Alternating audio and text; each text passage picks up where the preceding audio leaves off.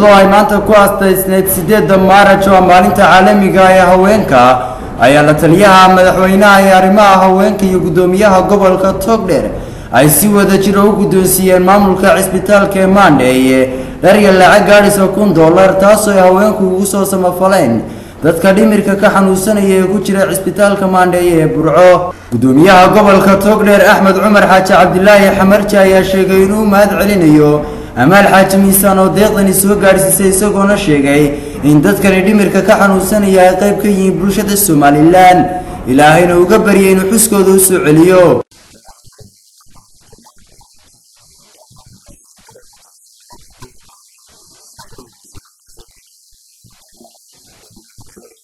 la taliyaha madaxweynaha ee arrimaha haweenka Amaal Xaaji Miisaan ayaa iyaduna sheegtay in ay aad ugu faraxsan tahay in maanta ay tahay 8 Maarch oo la sameyn jiray xaflado iyo munaasabado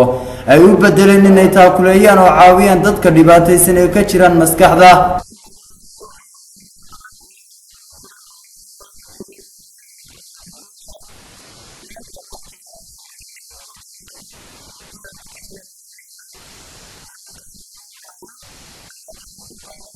barsaab ku-xigeenka gobolka Togdheer maayor ku-xigeenka degmada Burco isuduwaha wasaaradda caafimaadka ee gobolka Togdheer iyo qaar ka tirsan ururka haweenka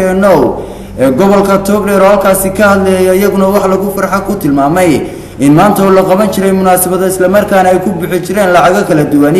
ay haweenku u bedeleen una garteen in la caawiyo dadka dhibaataysan gaar ahaan kuwa ka jiran maskaxda iyaguna soo dhaweeyay deeqdan ee la soo gaarsiiyay cisbitaalka Maandheeye ee Burco.